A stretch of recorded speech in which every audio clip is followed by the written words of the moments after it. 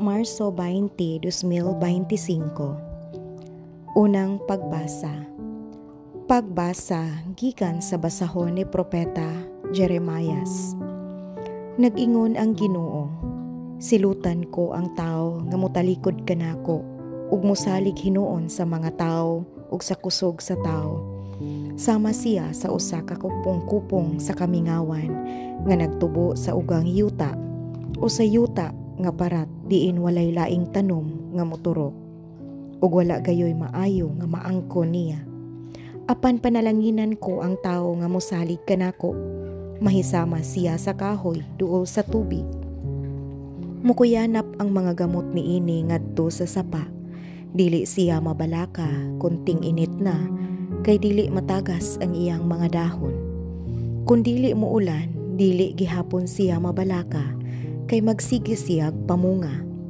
Kinsa may makatukib sa kasing-kasing sa tao, walay mulabaw niini, kamalimbungon, ug labihan kini kadautan. Ako ang Ginoo, nagsusi sa hunahuna ug nag-usisa sa kasing-kasing sa tao. Gantihan ko ang tao sumala sa iyang binuhatan ug sa iyang pagkinabuhi. Ang pulong sa Ginoo. Salamat sa Dios.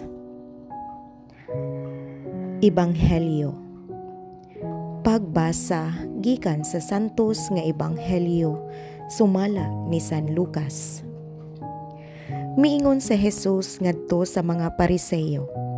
May usa ka dato nga nagsulob sa labing mahal nga bisti ug nagpuyo nga luho kaayo.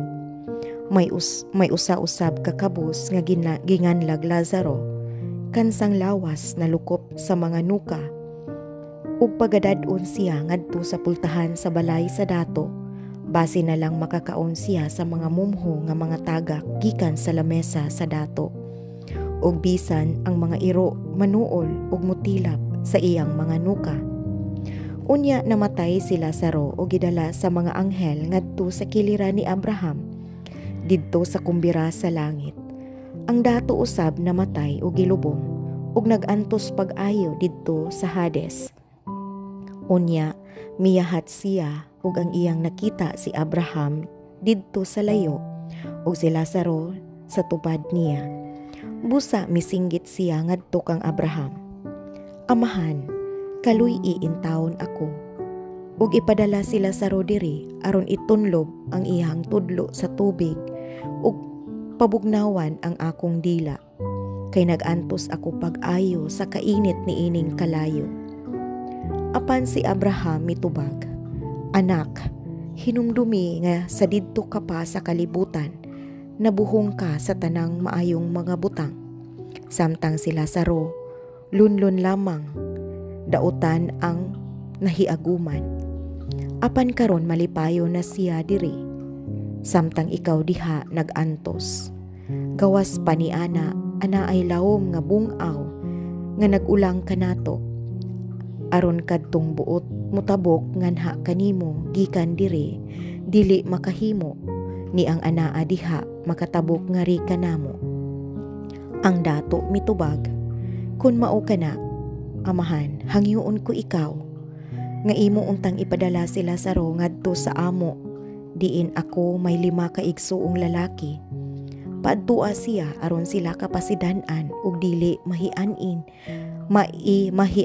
ni ining dapit sa kasakitan. Si Abraham miingon, atua didto si Moises ug ang mga propeta nga nagpasidaan kanila. Sila may mahibalo sa pagpamati sa ilang isulti.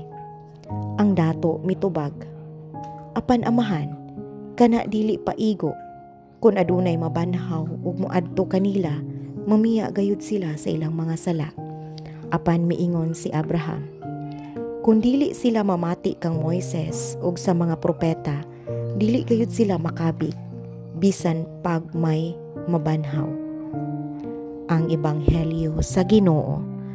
Dayon ko ikaw, O Kristo.